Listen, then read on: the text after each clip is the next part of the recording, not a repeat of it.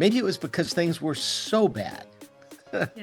that, you know, I was able to look at small wins or small positives and be happy about it. We were under attack. 7-Eleven was under attack. And again, it's that, are you a victim or are you unstoppable? Bill Gates every year would throw this event called a Microsoft CEO Summit. So it was me and about 100 other CEOs of very large companies, and Jeff Bezos was there, and Meg Whitman, all these other CEOs of big companies, and so I was getting some food, and I look up, and here's Warren Buffett at the buffet. Just thought about that, yeah. Of everything that you tell everybody, what would you say to somebody who's just got tons of potential, but just wants to get out there and succeed? And I said, quiet the noise. Quiet the noise. You're going to have other people determining that and telling you who you are and what you should be. And too many of us listen to that. And we let them form our identity. And yet, it's all noise. It's all baloney, because your identity, your ability is completely up to you. That what they're doing in that simulator is reprogramming my brain. It's ultimately neuroscience. There are times when you don't have the memory items. There are times when you don't have a manual, because this is life. You may not have that manual or that simulator training. In those situations, what do you depend on? So I presented this cap to the Secretary of Education, and she asked for another for the president. And I was really excited to see recently that a Wall Street Journal article came out, and here's the secretary in her cap talking about, yeah. And the Wall Street Journal picked up a big photo of the cap. And I'm just going to take you back to your original question. What does unstoppable mean? Today, we have a very special guest with us, James Keys. Who doesn't know him? He's a global business leader, philanthropist, educator, artist, musician, commercial pilot, and wears many other hats. He's the former CEO of two globally recognized Fortune 500 companies, 7-Eleven and Blockbuster. He's also the author of best-selling book, Education is Freedom. The future is in your hands. His business interests cover a broad range of industries, including retail, consumer products, technology, energy, and advanced nuclear. But today we will take a deep dive into his life journey, uncovering the storms he battled and how he navigated those times to stand where he is today. So let's get right into it. Hi, my name is Huratul Malika Taj, and I am your host for the podcast, The Unstoppables with Huratul.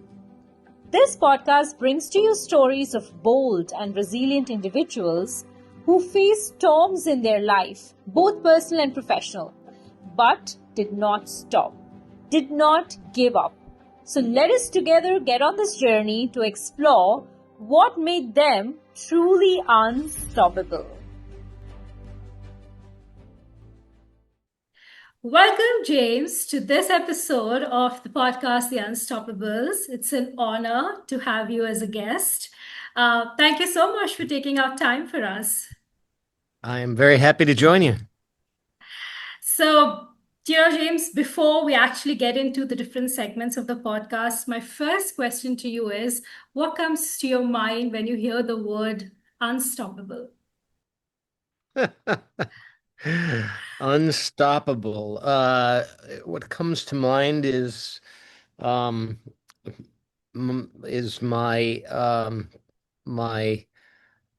tenacious way of approaching life. I think I am unstoppable. I always have. For some reason, since I was a child, I've always felt that there's no obstacle that I can't overcome. Right.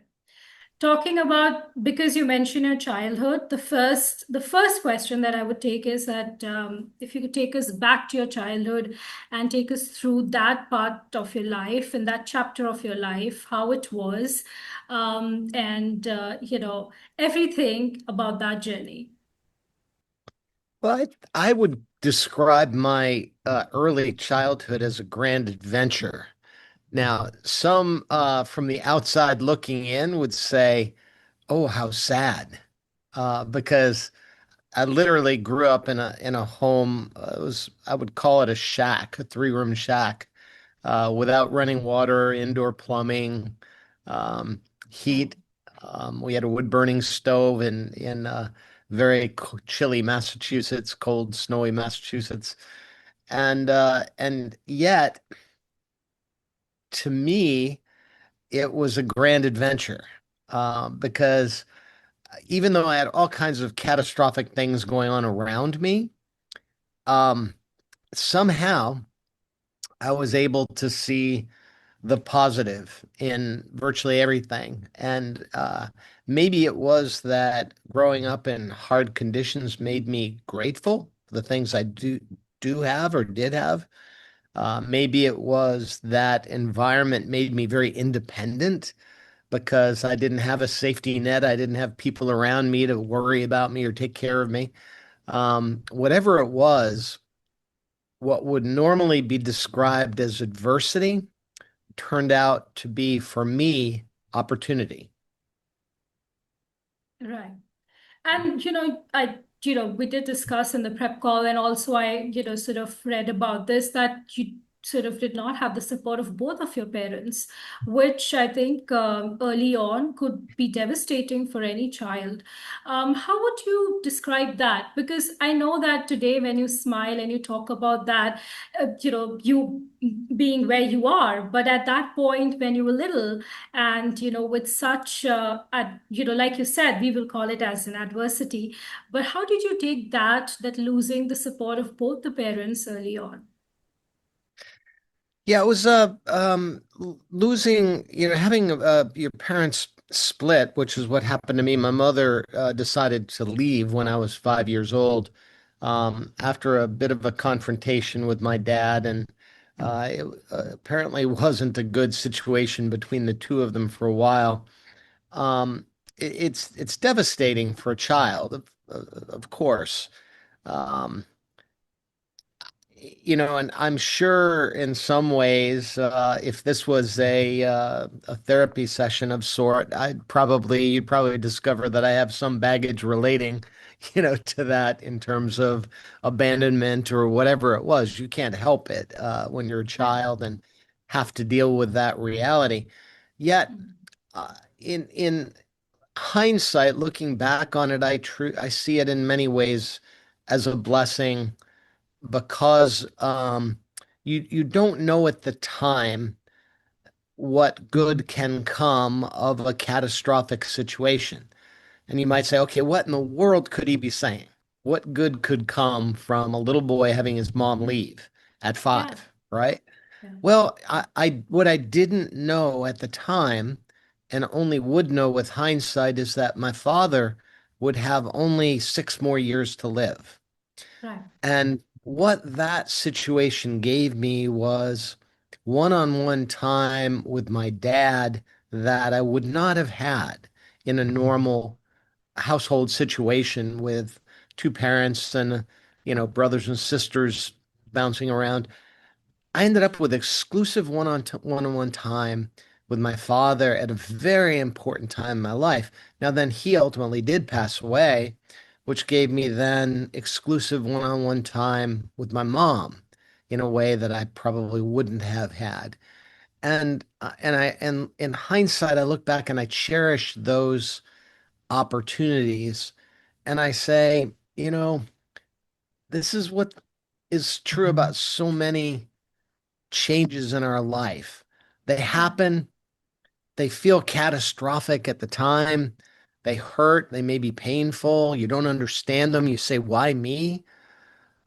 But maybe life has another plan. Maybe the universe has another plan for you, and you just don't know it at the time.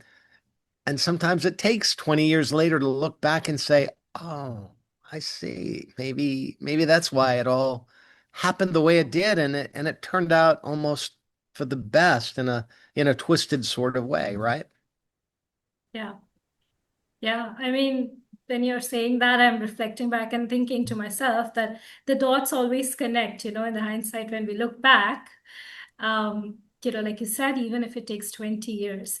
But you were called as smiley, I think, in the school, right? But dealing with that kind of sort of anxiousness, fear, maybe in the childhood of, sort of the separation between parents, but still being Yeah. happy.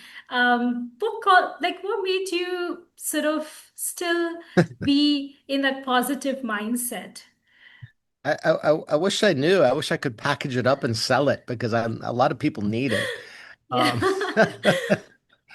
Um, I just really believe that somehow, some way, I recognized as a child that there's nothing I could do about all the nonsense going on around me.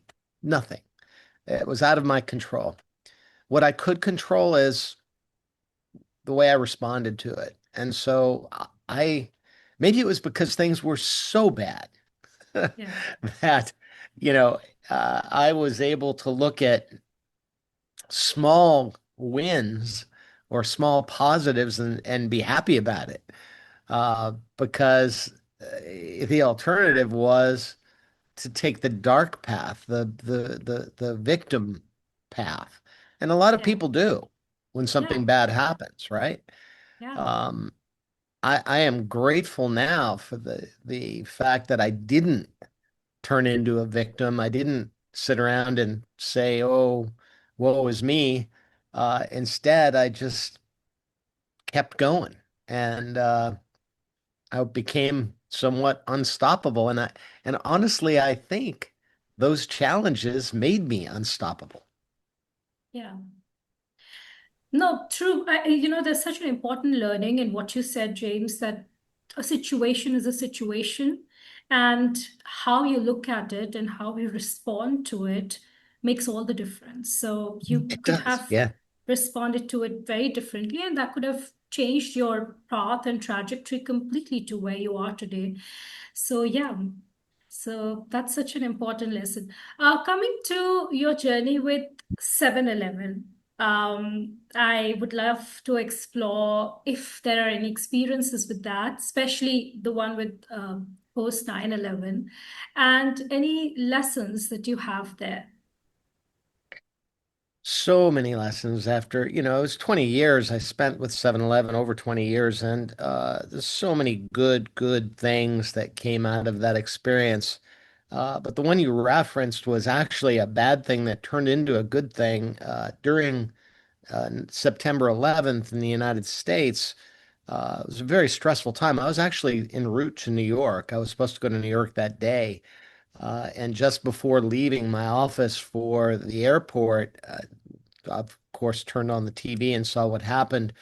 But within the next hour or two, I started getting phone calls in from the field and realized that we were under attack. 7-Eleven was under attack in a different way. We weren't under attack from outsiders. We were under attack from insiders. We had fellow Americans throwing bricks through windows and basically seeing us as the enemy. And I didn't understand it. And what we finally came to realize is that the perception of 7-Eleven was that we were heavily minority run.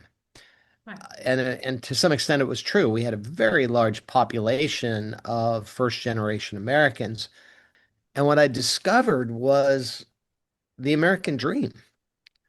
I discovered that there was a common theme among virtually all of the first generation workers and employees and franchisees at 7-Eleven. And their story was I came to the United States in many cases with a degree with some people came there were doctors in their native land and they left because of persecution whatever came to the United States couldn't practice medicine right away or at all and instead became a franchisee to be able to have a job and to be independent. Right.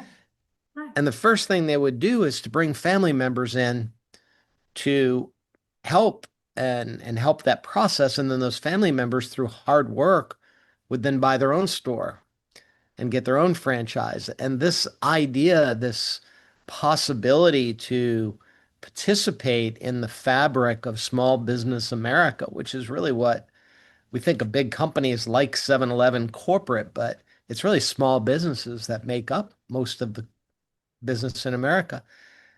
And so what I discovered is they're living the American dream and enjoying the privileges of coming here from another place to escape problems, challenges, and to be able to live their own life and succeed. So the best part of this story is that we had a 75th anniversary coming up in the year 2002, I believe it was. And so I decided to throw a party Hmm. at Ellis Island to recognize this beautiful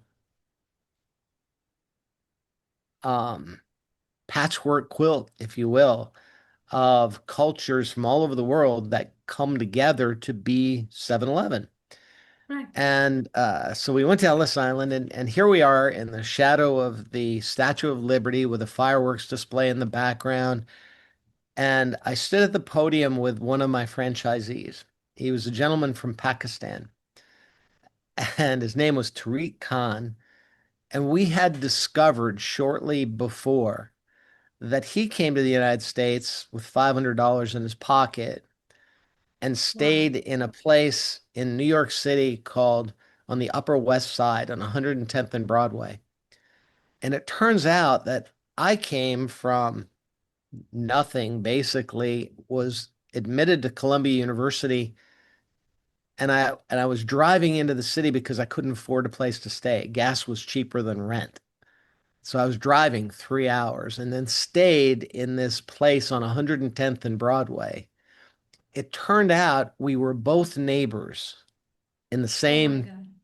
ratty building in New York, where we ended up having cheap rent. I knew my neighbors from the smell of their cooking. They would cook things that were definitely not burgers and fries. Right. And we joked about literally growing up as neighbors in this low rent environment. And then dial forward, he was a franchisee with 3 stores in Long Island. I was CEO of the company. He Right. was actually making more than me as a franchisee in his stores. And we were both there at Ellis Island celebrating the American dream, the idea that anything is possible with hard work and education. Right. And there's another very interesting incident with Blockbuster when the markets came crashing down.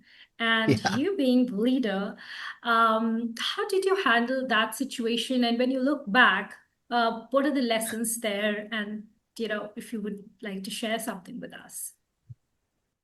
Yeah, I've coined the expression that change equals opportunity. And Yes. it was when I wrote my book, it was the first 3 words I wrote down, and then I realized that the I had not ever thought about this, but the acronym for change equals Yes. opportunity is CEO, right? Yes. And I certainly learned that at 7-Eleven that we turned the idea of change, introducing new products constantly into the store, ended up being a huge opportunity because retail changes every single day and consumer needs Right. change every single day. So we really honed that to perfection. And after selling 7-Eleven and deciding what am I going to do next, I looked at what company needs change. And Blockbuster Hmm. was a perfect candidate. So the challenge is, timing sometimes is everything. I joined in 2007 Right. with the intention of buying the company. And had I bought the company with private equity partners, we would have refinanced all of the debt and we would have been fine going forward. But I didn't. buy the company, instead kept it as a public company. What I did buy is a streaming video company, not Netflix. Netflix by then had a market cap of $1.6 billion, I think it was. So it was not practical to buy Netflix. This idea that they were for sale for $50 million, that happened in the year 2000. That was 7 years before I got there. So that Right. wasn't me. But the first thing I did do is buy a streaming video company from the studios. So we had a massive competitive advantage versus Netflix because we had all brand new movies already digitized, ready to go. What people forget is that in 2007, there was virtually no streaming of movies. You could stream Yeah. little short clips, but bandwidth wasn't sufficient back then to even stream a movie to make it a good experience. Um, by 2008, the financial markets collapsed. Lehman Brothers collapsed. GM, Ford were going to DC for bailouts from the government. Blockbuster was in that same kind of shape. We had $1 billion of debt and Yeah. really no solution for refinancing that debt, which was due in 2009. So it left me virtually no choice but to restructure the company. Now, I did. We got the company restructured, sold it to Dish Network, lived to see another day. It was Dish who ultimately decided to close the stores down, not on my watch. They did that after we had successfully restructured the company and sold it. Um, but there's so many lessons to be learned in Blockbuster. The easy answer for me in the middle of that storm would have just been say, I'm out of here. I didn't cause this problem. I'm gone. It would have been a lot less headache. But the right thing to do was to stay, see it through, get the company restructured, don't let it liquidate, which it would have otherwise in 2008 or 2009. Instead, we successfully had the sale to Dish Networks, and the company lived to see another day. So, was it the outcome I wanted? No. But was it the best outcome that I could produce given the circumstances of the day? Yes, absolutely. And I will forever be able to look in a mirror and say I did the best I could do given those circumstances. Yeah. And when you're talking about the storm that you were in, Blockbuster, I'm reminded of the importance of mentors and, sometimes a sounding board, an external one. And you got a very important advice from Warren Buffett. So what was that at that point? And, I would love to share that, for you to share that. Yeah, so it's kind of a fun story because right in the middle of this, of course, I'm human, so I'm sitting here going, "Oh man, I'm getting all this stuff in the press. They're saying Blockbuster is going to go bankrupt, and this guy, new guy from 7-Eleven, he's screwing it up. He's, blah blah blah." And I'm human. You don't like negative press. You don't like people saying bad things about you, and so, you tend to get down on yourself a little bit and a little bit sad about the circumstance. Again, it's that are you a victim or are you unstoppable, right? Yeah. And I was vulnerable, let's say, to my human emotion of, wow, this doesn't feel good. I ended up at an event. Bill Gates every year would throw this event called a Microsoft CEO Summit. So it was me and about 100 other CEOs of very large companies, and Jeff Bezos was there, and you know Meg Whitman, all these other CEOs of big companies, and so I was getting some food, and I look up, and here's Warren Buffett at the buffet. I just thought about that. Yeah. Anyway, and I introduced myself and said, "Hey, Warren, nice to see you here. Jim Keyes, blah blah blah." And he said, "Yeah, I know, I remember. Yeah, because he had just sent me a book about a year before that, and a congratulatory note um, on an organization I got into called Horatio Alger. And so he said, so how's it going? I said, well, after selling 7-Eleven, I joined Blockbuster and man, the financial markets been crashing around us and we've got $1 billion of debt. I can't get it refinanced. And the rumors out there that we're going to file for bankruptcy. We're not going to file for bankruptcy, but I'm just struggling to keep this thing alive and I can't convert it into digital the way I wanted to right now. And Netflix doesn't have any debt. People are throwing money at them. So I was kind of doing the woe is me thing, right? And I don't know if you would remember saying this or not, but he looked at me and said, Jim, would you rather be on the bench watching somebody else do this or be in the game? And it was exactly what I needed. Every once in a while, we need that little nudge, right? To stop us from being our own worst enemy, to knock that little man off your shoulder that says you're not good enough, that imposter person. Um, And he said, would you rather be in the game? And I said, well, yeah, of course I'd rather be in the game. He's like, well, get in there and dust yourself off, step back up to the plate and take another swing. You'll be fine. And he was so right. It was exactly the advice I needed at exactly the time I needed it. And I stayed the course. We were successfully able to refinance the company, restructure the company, and then ultimately sell the company and give it a chance. But it took sometimes and takes sometimes Right. that advice from the outside, somebody that you trust or in this case admire, Yeah. to be able to say, you got this, you got this. Yeah. That's that's such an important lesson because James, sometimes when the noise just is too much in our head, especially hearing that clear signal or getting that clear signal from an external source, like you said, someone you admire or someone you look up to, can actually change things and push you in the right direction and sort of change the whole game. Yeah. So You hit the nail on the head because that's exactly what it is. It's noise. And I just had today, I am blessed now with the opportunity after writing this book and being out speaking all over the world.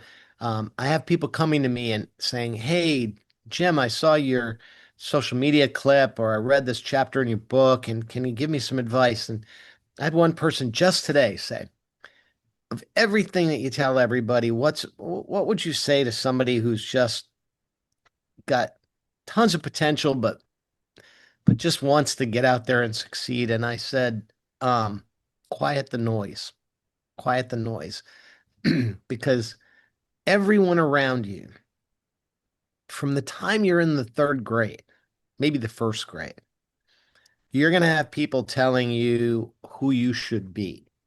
Are you smart? Are you pretty? Are you, well dressed? Are you good at sports?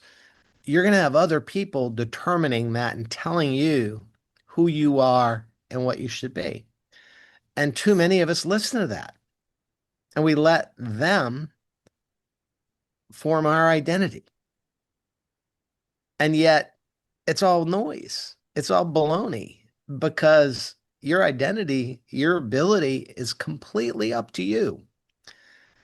You can be whoever you want to be. And that's so important to be able to block out that noise. It doesn't matter if you're in the third grade or running or CEO running a company. You're going to get the noise. You're going to get people second guessing you, challenging you, threatening you, yeah.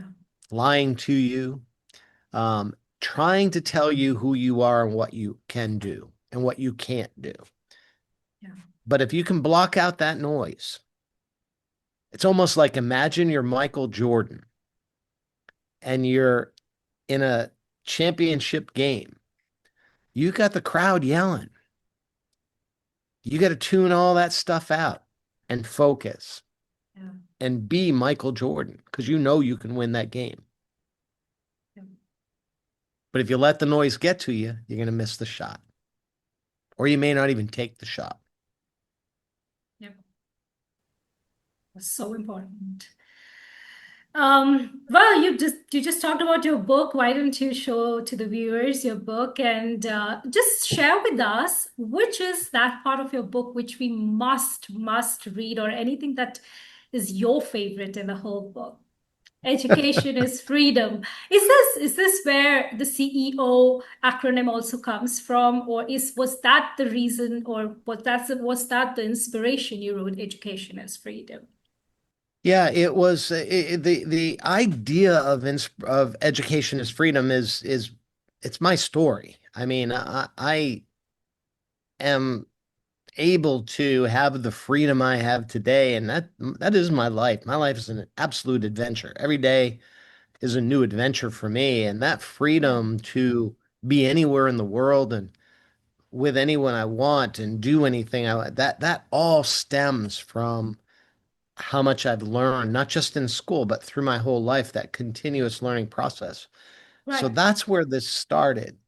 Yeah, But the reference to change equals opportunity comes from the idea that, well, so this sounds easy. Well, you just learn and then you've got freedom, right? Well, what stops us from learning? Well, it's fear because we learn a little right, bit and then we're afraid. We're afraid to change. Change happens. We stop learning or we hold back. And that's where the idea of if you really believe in the idea that we can be anything we want to be, right, then we have to overcome that fear and we have to embrace change. And the only way to embrace change and overcome that fear is to recognize that even if something bad happens, there's opportunity in that somewhere. We right. can find it. There's opportunity. Don't let it set you back. Don't be a victim. Yes. Be unstoppable. No, thank you so much, James. I think this acronym has stayed with me for a couple of weeks that I've been seeing your LinkedIn posts as well, and I think what we discussed in the beginning, that a situation is a situation, and change is the only constant in life, but how you see that situation, and every in every situation that opportunity for you, even that challenge, and to turn that challenge into the opportunity is where all the differences.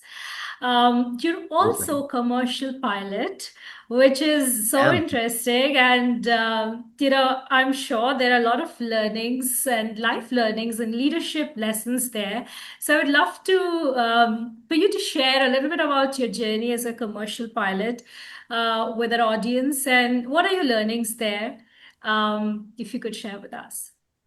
Sure, yeah. I became a pilot because I wanted to be an astronaut growing up as a kid.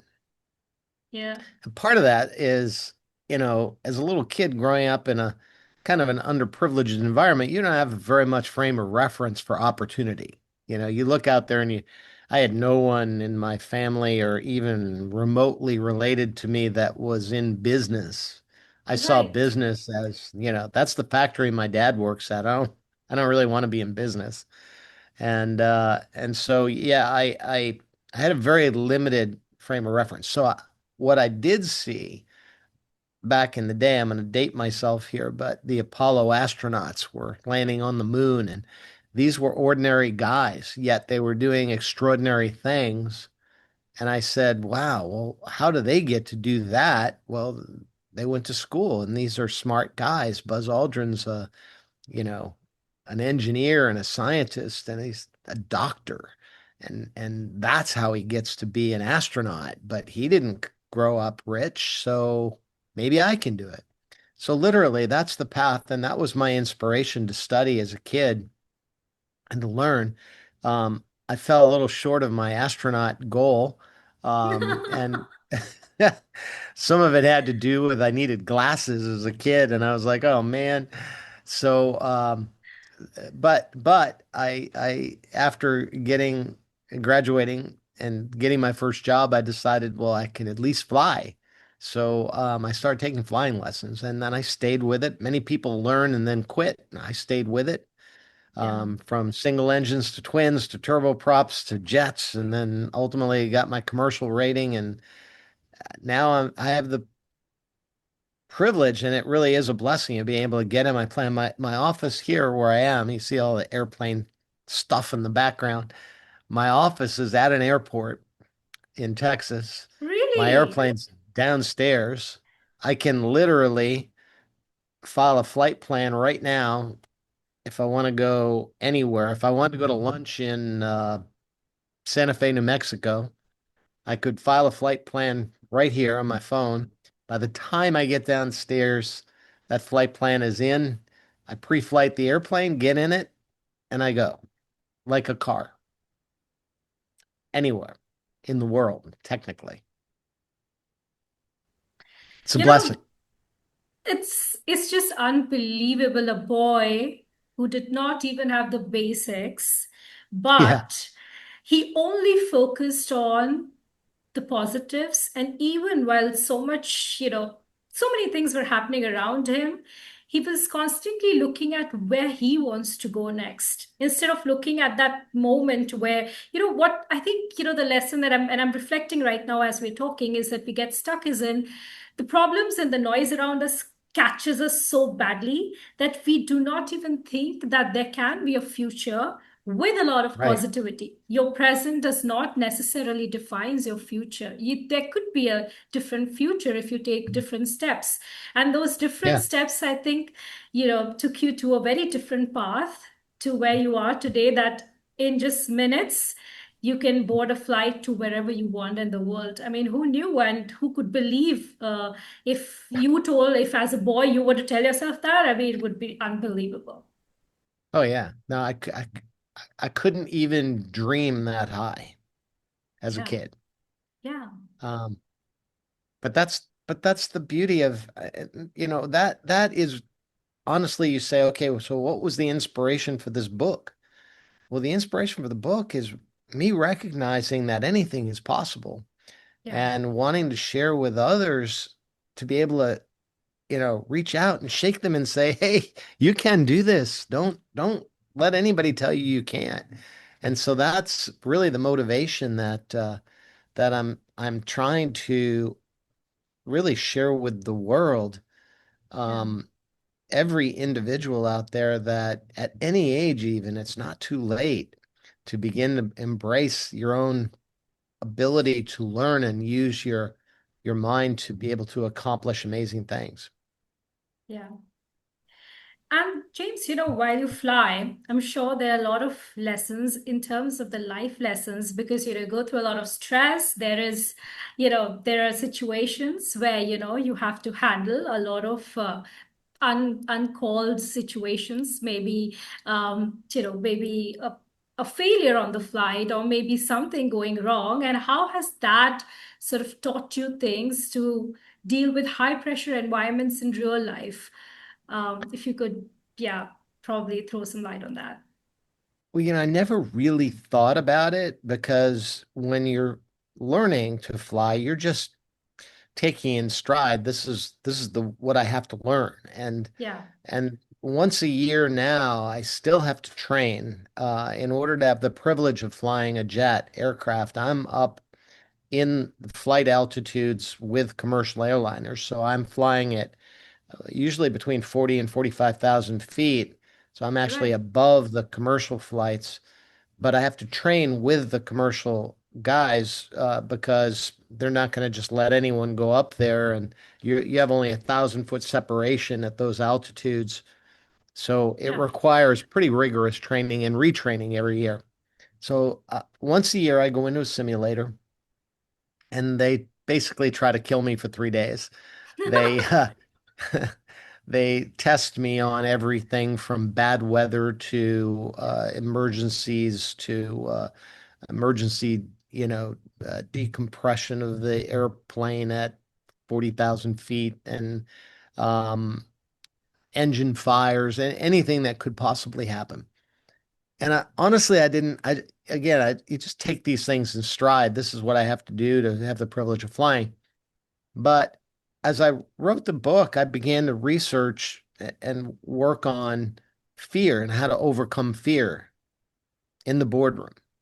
For example, what causes fear and what causes our reaction to fear?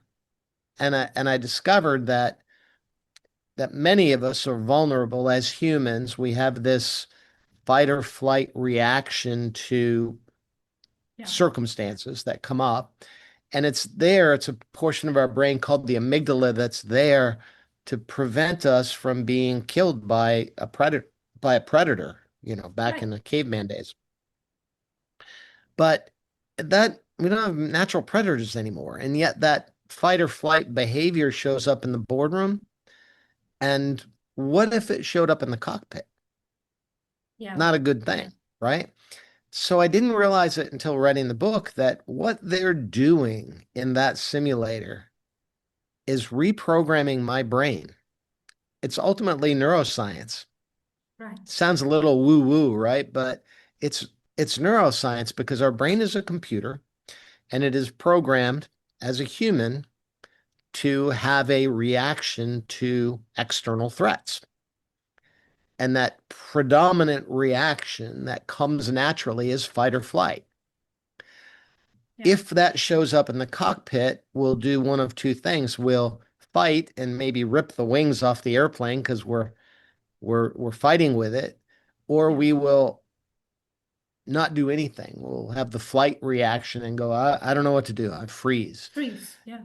Yeah. And that's a bad thing. So what they're training me to do is to replace neuro, that brain synapse, whatever it is that's going on in my brain. When there's an emergency, the first thing that happens usually is something will, light up on the panel, on the instrument panel and tell me you have an engine fire. If I have an engine fire, then what that triggers now in my brain after being in a simulator once a year for 3 days, engine fire, I have three memory items. One, two, three. I identify the engine, I get the power back on that engine, confirm that. I have to hit the, fire bottle to be able to put out the fire. And then I go to my emergency checklist, which I know exactly where it is. And now I'm working through step one, two, three, four, five. And what am I doing? I'm using data, I'm using information Right. to replace fear with knowledge. Right. I don't have anything to be afraid of. I've got the steps I have to follow. I'm trained to do it. I replace fight or flight with steps that I have to take to correct the problem. And hopefully that's going to produce a better outcome than I would otherwise have. All this is a matter of reprogramming the supercomputer that each of us has to be able to manage our response to a crisis. So if that works in the boardroom, why wouldn't it work? Or if that works in the cockpit, why wouldn't it work in the boardroom? If it works in the boardroom, why wouldn't it work around the Thanksgiving Day dinner table when someone challenges you and Right. says something that sets off a reaction? Right. You can That. reprogram yourself to have confidence and eliminate fear. Yeah. Yeah. And I think that is where education, learning, and information plays such an important role, because I think where there's lack of information, there by default is fear because you don't know. And when you know what steps to take.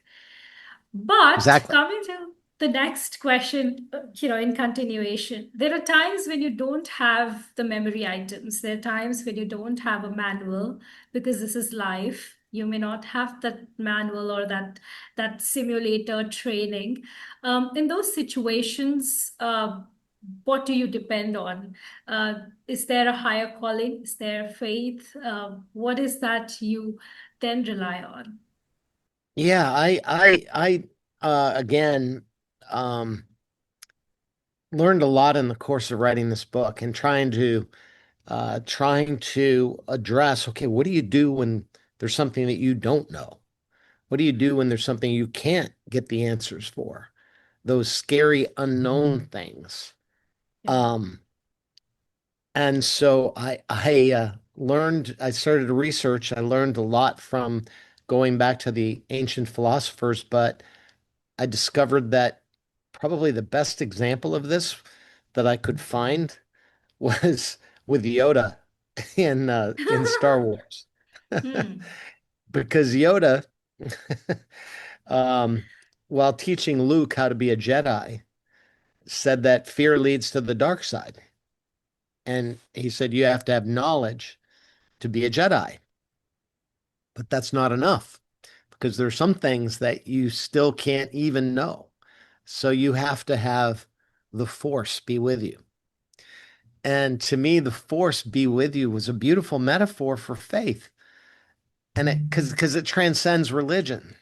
It's if he said you have to have, you know, your Christianity be with you, it would have been like, yeah, okay, but what if I grew up in the Middle East, Um, it wouldn't have been relevant. But he said, no, the force be with you because by design, it doesn't matter what religion, what faith, what background you come from, where you come from. This could be the universe will conspire to make it happen. It could be by turning to your own belief in yourself, you can make it happen. It could be if you're a Christian, you have your Christian faith. If you're from Islam, you have your Islamic faith. If you're Hindu, you have your belief. It doesn't matter because Right. what unites all of us of any kind of faith-based or even those who may not even have a structured faith, hopefully believe in a greater force in the universe to be able to make things happen. That's what gives us the power to deal with the unknown because the known we can use knowledge for. We can dig and dig and dig and find the answer. But when we don't have an answer, we have to fall back on our belief that things will work out. And that Right. combination, very powerful combination of faith and knowledge, make you unstoppable. In fact, I use a quote from Pope John Paul, who I thought, as a pope and a Christian, would have erred on the side of faith is way more important than any kind of knowledge, right? But he had this beautiful quote. He wrote a piece called Fide e Ratio, and in Latin, faith and reason. And he said that there has to be a balance and that these are like two wings that elevate the human spirit to seek truth. And if you think about it, if one wing is stronger than the other, you're going to fly around in circles. Right.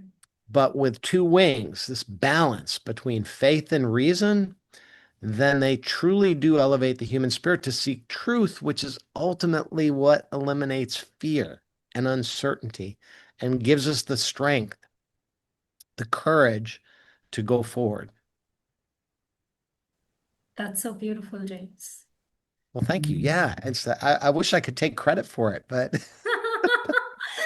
No, the reason that uh, imbibed it, right, and that you follow it, and that you're sharing with us, so precious. I think this podcast has so many lessons that a lot of valuable lessons and coming from faith to a very interesting story of you meeting the assistant of Dalai Lama.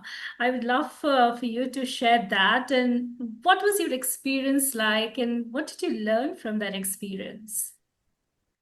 yeah, what I've just become fascinated with other cultures and other people around the world, and I had the privilege many years ago of meeting the Dalai Lama at a place called the Aspen Institute, which is a gathering of thought leaders from around the world, and Dalai Lama was there to speak to the crowd, and I had the privilege of being in his presence, and I was just shocked at how much energy, positive energy, a human being can project because in his presence, you truly have a feeling of joy and happiness, and it's just almost a palpable experience of feeling this presence of joy. And I had the opportunity to chat with his assistant, who was a Frenchman, and he was there in the wings while the Dalai Lama was speaking, and while listening to the Dalai Lama, I whispered in his ear, said, "Come on now, is this real or what? You're around him every day. How's he do this? What's his secret?" And he said, Right. "Pretty easy." He goes, he wakes up at like 3 a.m. every day, and he goes to meditate, and his meditation will last until 8, 9 in the morning. And he spends that much time bringing into his heart gratitude and joy for the things in this life that he's blessed with. And he said Wow. he comes out of that after that. Think about that. That many hours of channeling your gratitude and your joy and your desire to help other people. And he comes out of that and he said, you know, yeah, you can feel it. And he does this every day. It's his discipline to do this every day. And I was like, wow, man, that's pretty powerful. And I know, it goes well beyond just simple meditation, but the ability to channel gratitude and turn it into joy and happiness, that's pretty cool stuff. Well, I filed that away, and I talk about some of these things in the book. And then recently somebody was asking about that, how do you meditate and stuff? And I was like, I don't know. I'm gonna look up. So I've started scrolling on the internet, and I'm looking at meditation, and I see this post about, it's called The Happiest Man in the World. And I'm like, huh, sounds like the Dalai Lama. And it was like, no, it's just some French guy. I was like, oh, that's the French guy. His name's Right. Bernard somebody or other. And it was the guy who was working for the Dalai Lama. I thought it was always odd anyway. He's a Frenchman, who was his assistant.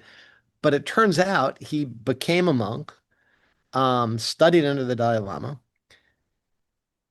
And the purpose of the social media post was to talk about a scientific study that was done on him. And they wired him up to test the neurology behind happiness.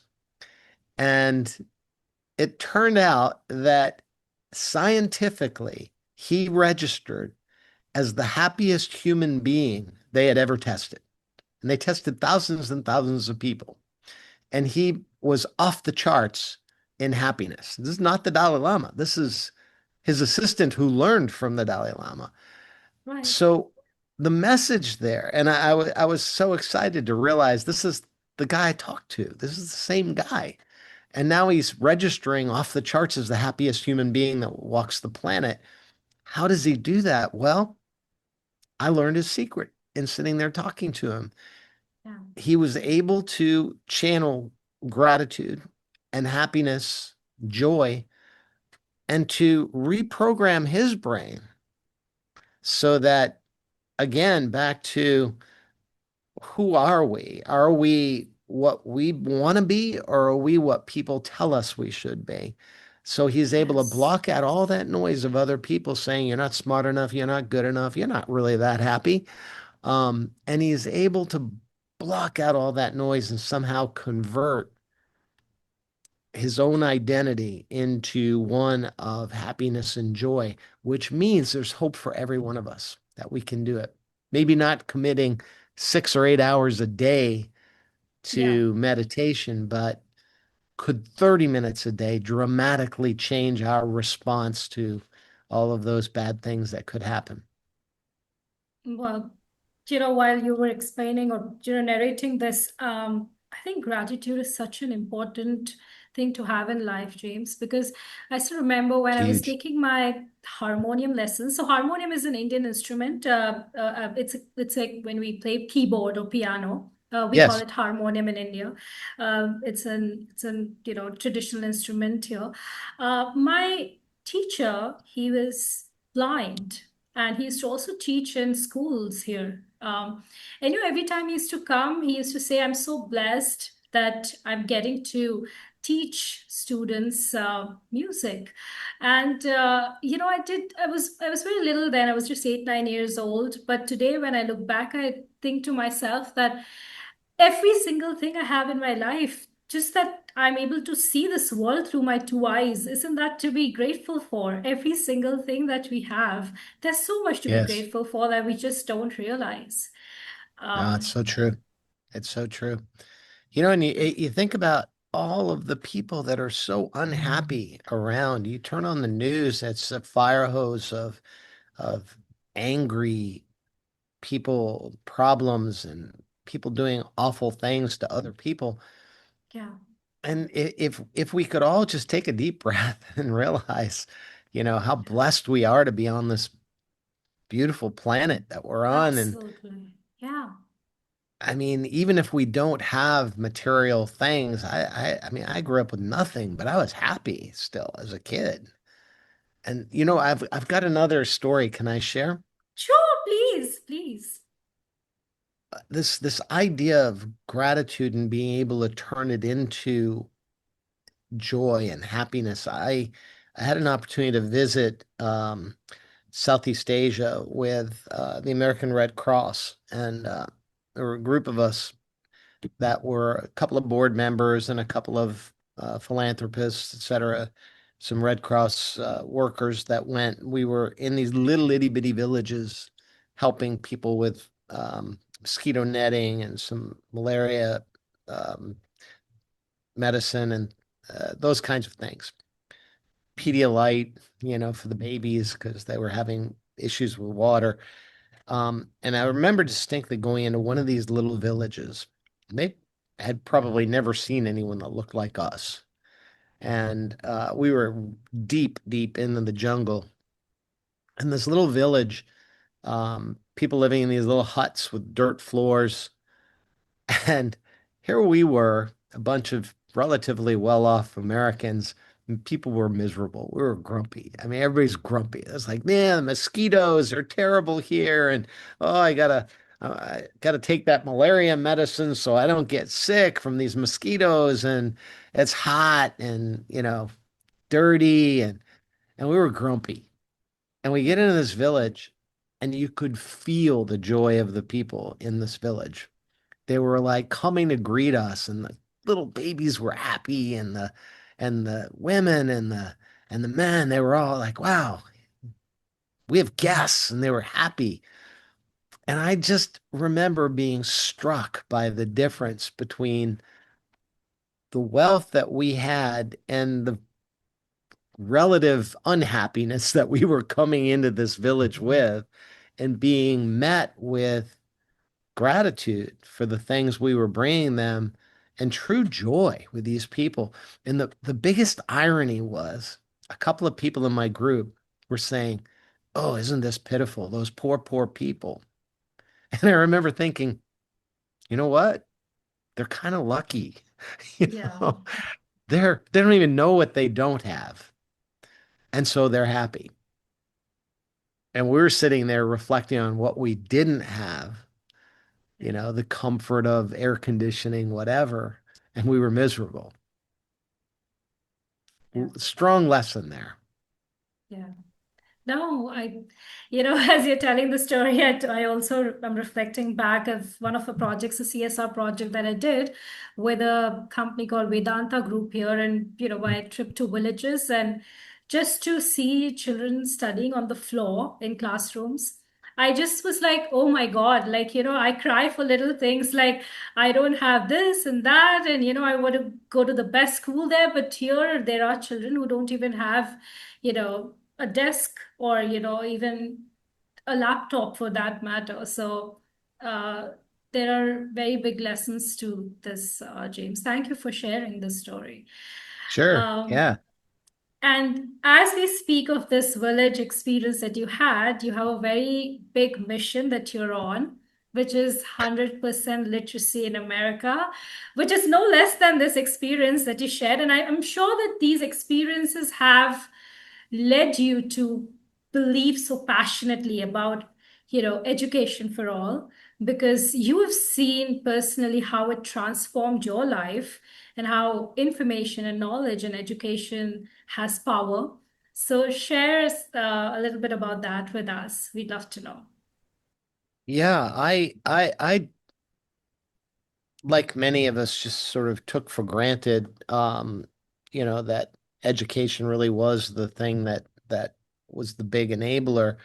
But then as I've now devoted the last year and a half, 2 years of my life to writing this book and then getting out and speaking all over the world, it really has become clear to me how many of the issues that we face in the world are solvable and solvable by overcoming fear and ignorance.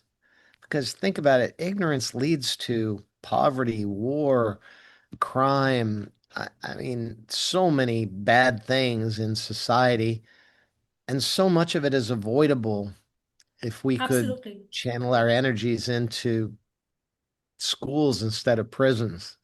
Um, right now in the United States, we're kind of bragging about the new prisons we're building to house criminals and illegal immigrants and all that stuff. And it hurts my heart because I keep thinking, couldn't we be spending that money in schools and helping to educate kids instead of Yeah. locking people up? Um, it seems like such a better course of action. So that inspiration led me to say, well, maybe I should take this initiative to the administration and say, instead of instead of sort of knocking down a lot of the problems with education or dealing with the problems, what if we look at the opportunity? And perhaps it's just because I have a vision that comes from running a very big company, several very large organizations. The Red Cross was another example. I sat on the board of the American Red Cross and I saw the power of technology and being able to transform the organization, allow them to be more local, more nimble, and yet have data to be more responsive in an emergency on a national basis. And I saw the same thing at 7-Eleven. It's a very local organization, like education, it's very local. And yet we were very fragmented in our ability to serve customers until we brought technology to 7-Eleven. I just returned from Japan where it's amazing what they can do with restaurants, quality sushi in every individual 7-Eleven store. Why? Because they've harnessed the power nationally of data and technology to enable those retailers to be very nimble at every individual store and have restaurant quality foods in a convenience store. It's the power of technology. So if you apply that same logic to our schools and our education process, why haven't we transformed education with technology the same way we've transformed retail, banking, media, space? Right. We're still teaching with books and blackboards in many parts of the world. Yeah. So I began to go on a mission to find what are the best education technology tools that are out there.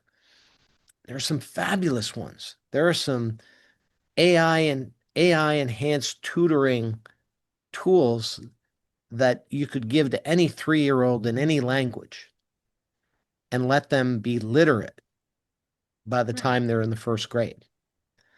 And so my thought was, well, why are we not making these tools available to every kid on the planet immediately to cure literacy problems? Because even in the Right. United States, we have as much as 50% functional illiteracy in middle school. That's shocking. In the United States, why is that? Well, there's a whole host of reasons, poverty and other languages that people speak, et cetera, et cetera. But it's curable and fixable with Right. technology. So here's my mission to go to the US government in the beginning and then ideally take this to the rest of the world, but to build what I'm calling the Internet of EdTech. Okay. What does that mean? It means this little device is a portal to unlimited learning, but it wouldn't be a very good portal if it didn't have an operating system behind it that's available worldwide. It is iOS, that Apple's operating system, that Right. enables open sourcing and lets people develop apps that they can then screen and decide which apps get in and which don't. So they manage a very safe, very secure environment operating system that now lets anyone that has one of these devices anywhere in the world gets access to that app. So why not build the same operating system? I'm calling it an EOS, an education operating system, Okay. open sourced. Let all of these ed tech companies bring their tools. We have a governing body that decides what gets in, what doesn't get in. But in that system, imagine giving a device like this to any child and it's safe, secure. There's nothing they can see on that device that doesn't teach. That's not an education tool. And it could be even a TikTok. But as the Chinese do, they have an education version of TikTok. Right. So we could create that operating environment. And what I'm pressing for is to do this for the United States. We have 55 million school kids in the United States. You amortize the cost of this across 55 million kids, and we could have better tools in the hands of our public school kids than any private school or homeschool could ever dream of offering. Right. That's the vision. That's the dream. That's beautiful, James. I mean, well, I wish you all the best for this dream. And I think you have a little hat that has a slogan written on it. Why don't you Yeah, show well, that to us? so But that's a very ambitious mission, and I really hope you succeed in doing this. This is such a beautiful, beautiful cause. well, thank you. So, the thing is, the beauty of technology is that it's scalable. So if we can do this, if I can Yes, even do this for one state in the United States, we could yes, scale it to all. And then we could scale it to the world because I think about where we are on the cusp with Starlink out there right now. We are on the yeah, cusp of making high-speed Wi-Fi available anywhere in the world. yes, That little village I described in Cambodia or Thailand could get lit up with Wi-Fi. Many, many, many children all over the world already have smartphones. yes, We could literally make this tool available to educate young people in ways we've never seen before. We could elevate the education of humanity exponentially with these yeah. tools within the next 10 years. It's pretty exciting.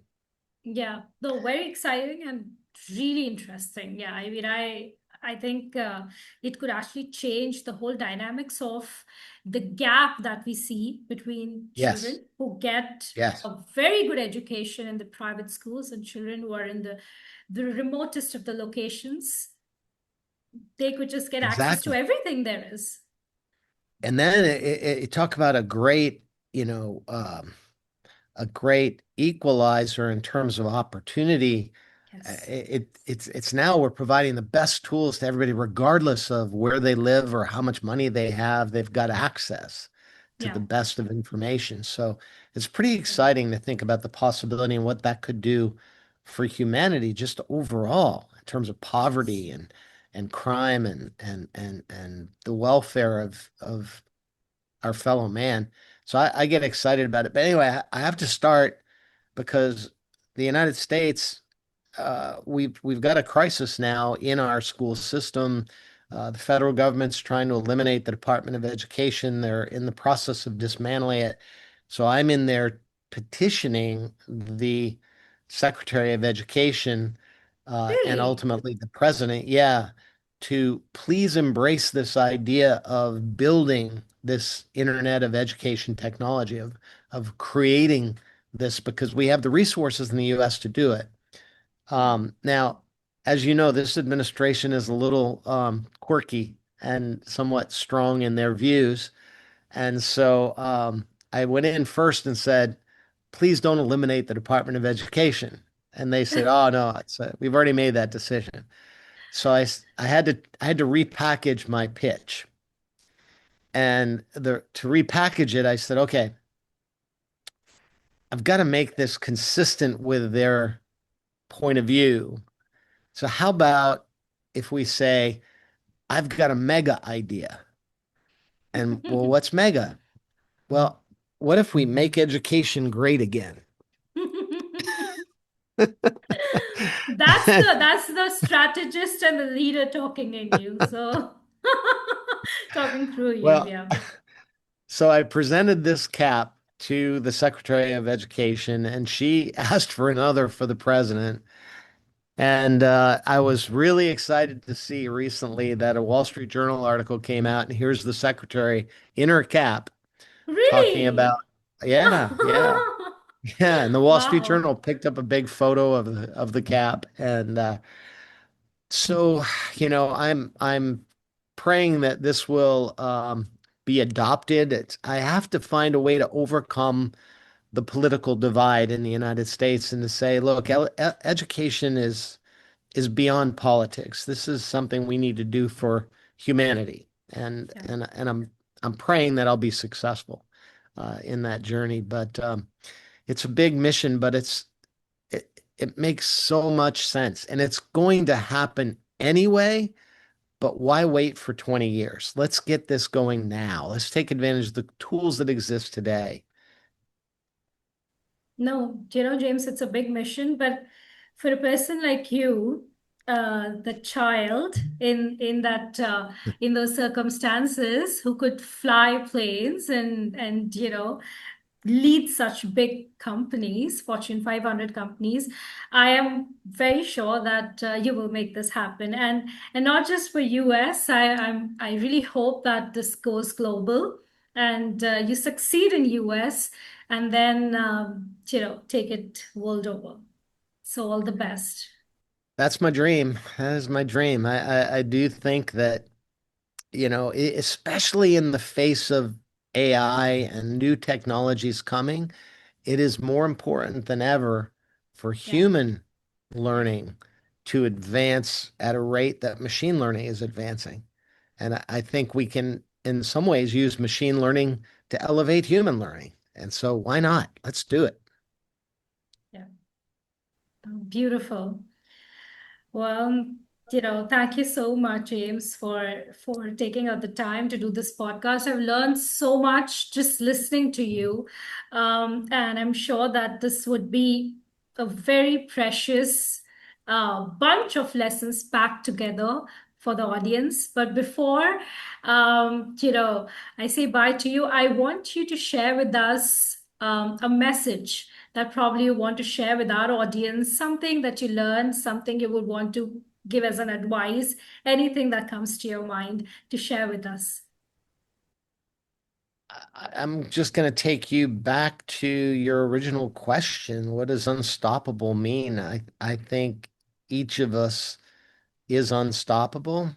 And if we can quiet that noise, eliminate our fear using that combination that I referenced, knowledge and faith, to Right. overcome any obstacle, then each of us can be unstoppable. And if I'll leave you with the thing that I put, not just the title of my book, but the subtitle is maybe even more important than the title. The idea that the future is in your hands. Yeah. Each of us has the agency to control our reaction to those things around us. Each of us has the ability to develop our own critical thinking Right. and skills. And if we can harness this power, each of us individually taking the responsibility to use faith and reason to overcome fear, imagine what a better world we can all build for ourselves and for the next generation. Absolutely.